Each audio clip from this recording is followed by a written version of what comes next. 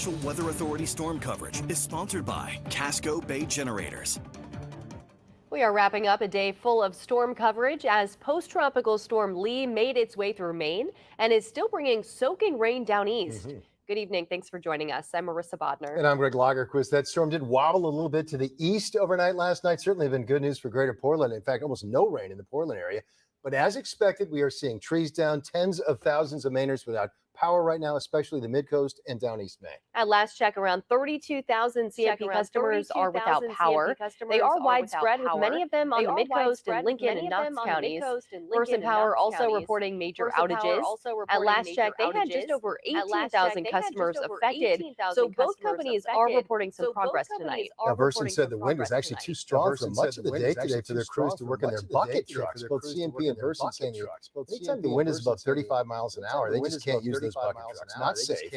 Thankfully, they were able to get some work done tonight. Versant also says they're hopeful they can have everybody back with their power within 72 hours. So it may take several days to get everybody back online. We'll have more on that in a moment, but first, let's get right to the latest on Lee and your forecast with meteorologist Ryan Mudd. Quite a storm here. Yes, quite a storm is for much of Maine, not necessarily right around greater Portland. You know, it was one of the most interesting storms too, because we had some showers in the Portland area, we had some showers in western Maine, really around dawn, but then it was dry all day. Yeah, it's still raining. We had sun in eastern Maine right now. It's unbelievable, like how this storm is just slowly moving through, but some parts of the state we're fine today. Yeah, we're glad it wobbled east, right? At least those of us in Portland. Look at those numbers right now. I mean, those aren't, of course, right now, but those are peak wind gusts from today. And the winner, or I guess you could say in this case, loser, is Perry at 83 miles per hour. That is over towards the down east area and over towards Jonesport, Eastport as well. And really, it's the tale of two halves almost, where you can see that the strongest of wind gusts were found over to areas in the mid-coast and down east. And then once you headed even towards Augusta, we still saw some wind gusts upwards of 50, 52 miles per hour. We gusted to around 46 miles per hour in the Portland area. And the wind gusts right now over the buoys, we are looking at wind gusts upwards of, say, 20 to 40 miles per hour. And the strongest wind gusts are still up towards areas down east where they are a little closer to the center. Now, wind gusts right now all throughout the state have dropped, and they're continuing to drop. Earlier this afternoon, we had 40, 50, even 60 mile per hour wind gusts. Now we're about 18 to 22 for most of our area, a little bit stronger up towards the Bangor area right now. And the winds, they're going to slowly start to diminish. You can see by the afternoon and evening tomorrow, we're looking good. Here's the rain. It is starting to move out even of eastern Maine right now. We still have a flash flood warning up for Washington County. And eventually this rain is going to move off towards the east. And we are going to stay dry as we head through the overnight hours. A beautiful day Sunday, more rain Monday. I'll talk about that coming up in just a little bit. Marissa and Greg, over to you. Yeah, much different day tomorrow. Okay, Ryan, see you again soon. Tragically, though, this storm did turn deadly, killing a man in Searsport. The Waldo County Sheriff's Office says that a man died this morning when a tree fell on his car in the storm. Officials say a 50-year-old man was driving this morning along Route 1 in Searsport just before 9 a.m. when a large tree fell on his vehicle and some neighboring power lines. Initially, the man was badly injured, but rescuers, they had to wait for the power to be turned off to get to him. He was then rushed to the hospital where he later died. Authorities say they'll release his identity once all of the family notifications are complete. Also, take a look at this. It's really a near miss here. Incredibly, no serious injuries from this. Scary scene in Aroostook County. A man from Ohio driving this van when the high winds brought down that giant tree right through the windshield. That tree just missing the driver and the 5 passengers in the van. Incredibly, the driver there walking away with just a few cuts. The damage is done, and the cleanup is now underway after Lee took out power for thousands of Mainers today. CBS 13's Owen Kingsley is in Portland with what's ahead for Maine's power companies and emergency management officials. Yeah, quite a bit, Marissa. If you are still in the dark, you can expect to be without power for potentially another day or two as crews work to try and get caught up on all those outages they saw through Saturday's storm. Both local and state officials have called this a very powerful storm and one where the effects are likely to linger. With wires draped under it, and it was smoking, and I thought, what the heck just happened? Lee Lilly said he came home right after this large tree came down across Fog Road in Scarborough, taking out several power lines. Powerful winds from Saturday's storm took out power for more than 100,000 people across the state. This wind field is so big, it is a very large storm. Both Versant and Central Maine Power were challenged to get the power back on Saturday. As we've been restoring power in southern Maine, we're collapsing crews to the harder hit areas from Brunswick up to Belfast to get those customers back online quickly.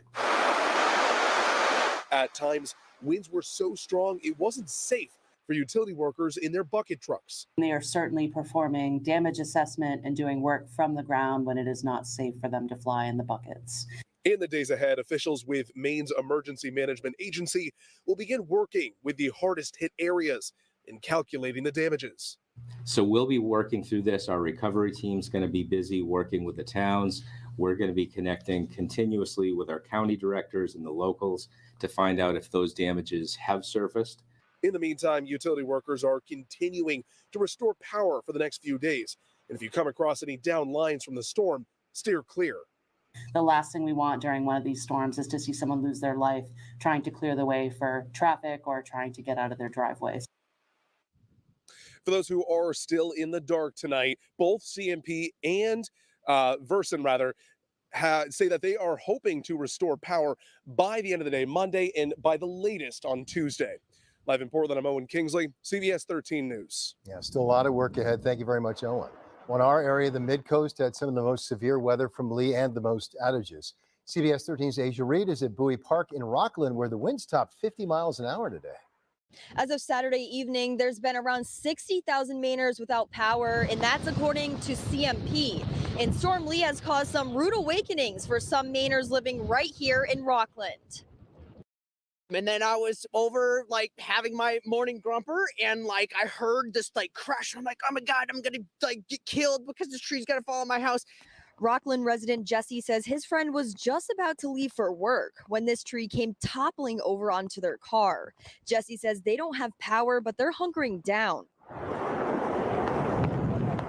That's also the case for some folks visiting Maine all the way from Wisconsin. It's a nice little Airbnb we're staying at. It's up in Hope, actually. And there's two trees down in the way coming down here. We had to go into the ditch on one of them. Good thing we got a four-wheel drive car to do that. But we're hoping the power comes back on before we get back there. Check out this downed tree on Atlantic Highway in Noblesboro.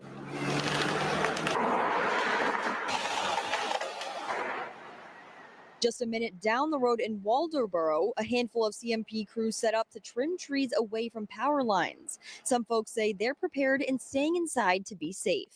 We prepped a little bit, batten down the hatches. We got 5 gallons of water, and we got rain barrels and stuff. As of Saturday evening, there's been around 6,000 outages right here in Knox County. And Rockland police remind folks, if you have to go out on the roads tonight, make sure to steer clear of any down lines or down trees. In Rockland, I'm Asia Reed, CBS 13 News. I'm CBS 13's Dave Ead as Lee heads out of town. The biggest impact here on Old Orchard Beach.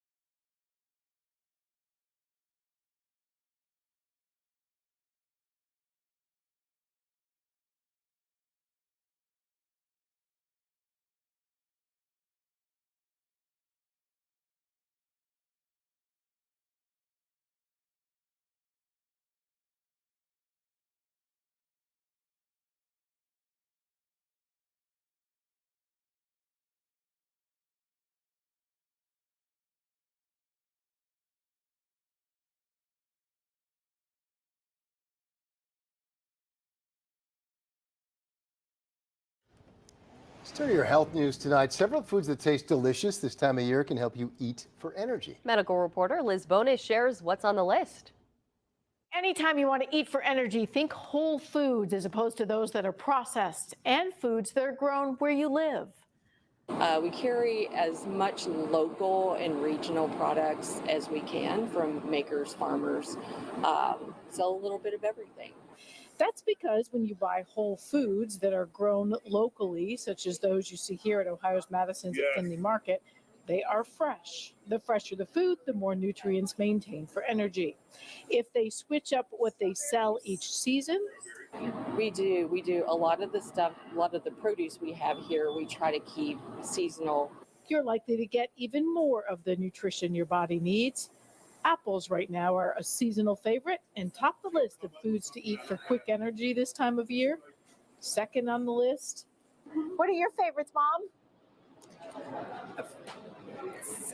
Romaine lettuce for Caesar salad. Yep, leafy greens. They are packed with B vitamins, which help the energy nutrients from food get into your cells. Third, think pumpkin. Well, most of us think of pumpkins for pumpkin pie, or in some cases, maybe even pumpkin beer. Pumpkins and squash this time of year can replace potatoes to eat for energy. They are packed with fiber, which absorbs slowly for staying power. Fourth, try adding avocado to just about anything. This has a good kind of fat that helps maintain energy levels after you eat. Finally, go nuts. They are packed with protein, which helps beat fatigue and fight hunger. Now, just so you know, the only thing you get energy from is food. You can't get it in a pill or a vitamin. Extra supplements may help you use the food more efficiently, but for energy, you gotta eat. I'm medical reporter Liz Bonis. Back to you. After the break, we're going to head to Cape Elizabeth. Here from beachgoers hoping to catch the waves. And the rain has moved on out of here. The winds are starting to calm down just a little bit. A lot of sunshine expected for your Sunday. Make those outdoor plans before, yes, more rain moves in for the beginning of the work week. I'll talk about that coming up in just a bit.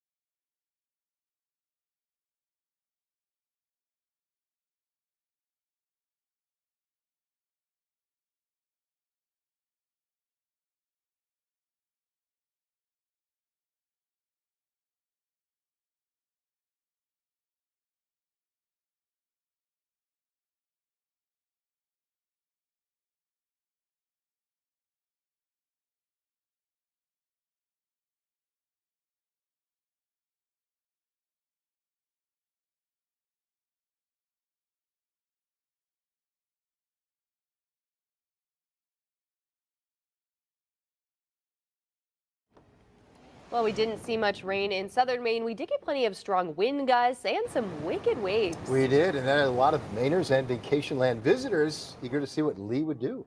CBS 13's Mal Meyer was in Cape Elizabeth as that high tide came in. Even though the storm wasn't what many had anticipated, it still put on one heck of a show. We knew the hurricane was coming in. We try to come down when there's a big storm. For those who know, Two Lights is one perfect spot to take in what Mother Nature dishes out. They're big. I almost got caught. I had to run out of it. But plenty of others didn't get up before it was too late. Wasn't too cold. Betsy Tomlinson was down on a rock when a serious wave headed straight for her. My family called out the wave, so I knew it was coming, and I just held onto my phone and said, hold on to the phone, and get the video. What was that like as the water rushed over you? It was just a wall of white waves, and then I was soaking wet. Much of the crowd stayed back, keeping dry, focused on capturing such an awesome sight. But over in Portland, Barry Manter was less than impressed. I've lived here for 30 years, and this is just a windy day in Portland so far. Though plenty of people headed to East End Beach as winds picked up, reaching gusts of 30 miles per hour. I love it. I love this weather. And for visitors from far away, this was an extra special trip. This is the first time, so I don't know what to expect, and I'm quite excited. I'm going to keep wandering around. We have tornadoes, and we go outside to look at the tornadoes. Like, this is crazy. Even though Lee dashed their trip to Bar Harbor, Hope Stepka and Gabby Alleman are still enjoying their time spent in Maine. Yeah, majority of our plans kind of got canceled here, so we're just going to travel and make the best of it, yeah. Despite what weather threw their way, they're already looking forward to coming back again. Mal Meyer, CBS 13 News. Now, your CBS 13 Weather Authority forecast with meteorologist Ryan Munn. Well, depending on where you were across the state today, you saw no rain or you saw several inches of rain. Most of our area escaped pretty much all of it, and let's talk about it. Here was actually 11:23 last night, and you can see Lee was down to our south. And actually, let me go back, and you can see we can play this out, how the rain did fall in the Portland area over towards western Maine throughout the early morning hours. We're talking 4, 5, 6, 7 a.m. But then after about 7 a.m., the furthest the rain made it was about, say, the Brunswick, Augusta area early afternoon. And we are still looking at some scattered showers in the far eastern part of the state right now. Let's get a look at some of the numbers. Rainfall totals: Whiting, 5.7 inches of rain, Eastport, 3.9, 3.64 in Jonesboro, Topsom. You can see much less in the way of rainfall generally in the western part of the state. And Augusta, right around 7/10 of an inch, or I should say 7/100 of an inch of rain in the Augusta area. And yeah, barely a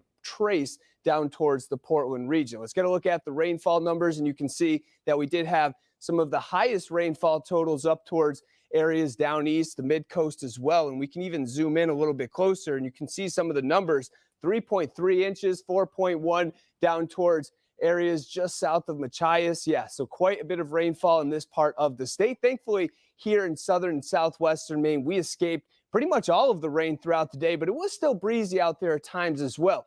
Temperatures running in the 60s across the state, upper 50s now over towards Bar Harbor. And as we look at the dew points, they are very low. And this was actually a humongous player in the rain and how we didn't see much in the western part of the state, because the dry air, just being too far away from the storm, the dry air just ate away at the rain and essentially didn't allow it to fall throughout much of the day. And the dew points will stay low through the day tomorrow. You can see tomorrow afternoon, we're still looking very pleasant out there, but then it will to increase just a little bit as we head into the day on Monday.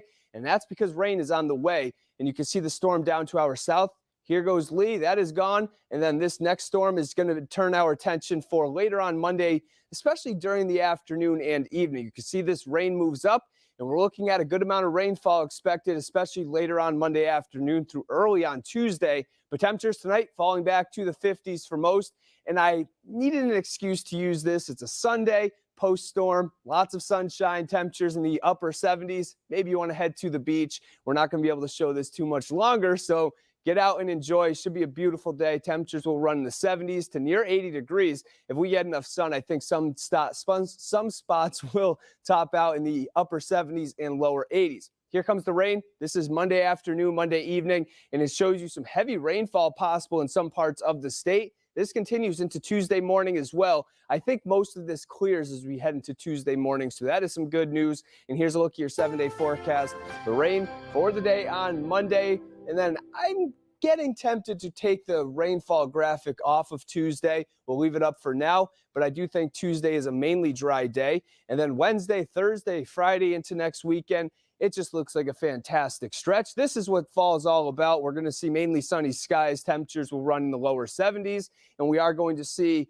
also a nice stretch of cooler temperatures at night. You can see mid-40s expected, especially inland closer to the coastline. We're talking near 50 degrees, but even still, it is going to be much more comfortable as we head through Wednesday and beyond of this coming week. So we just got to get through the next couple days. Tomorrow's beautiful, more rain Monday, Tuesday, but then overall the 7-day, not too bad this week. Marissa?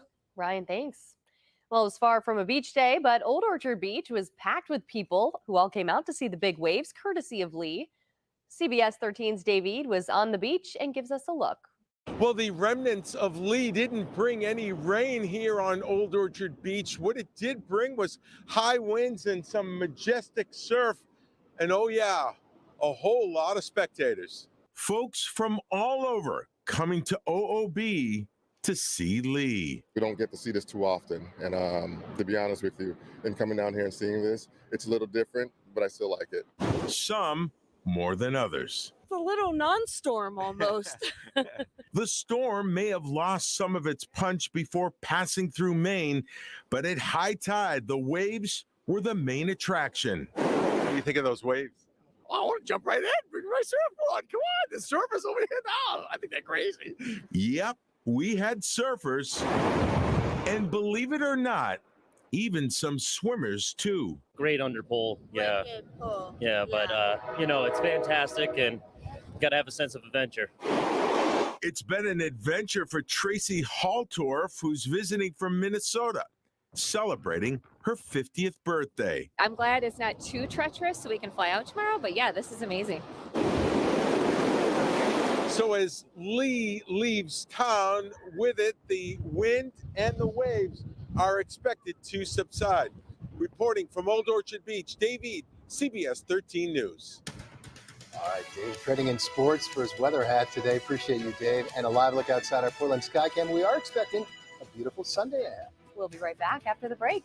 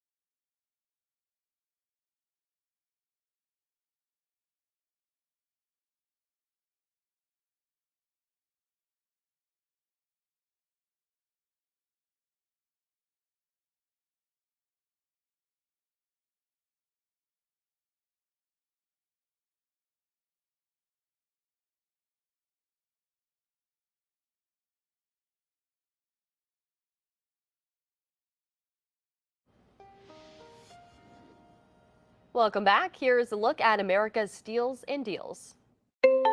The following segment is sponsored by Knocking. The space we live in is so important to all of us, and that really starts with the base of a healthy, clean home, including the air that we breathe. And there are so many pollutants that can affect the air inside of our homes, from our pets, dust, allergens. What's the solution?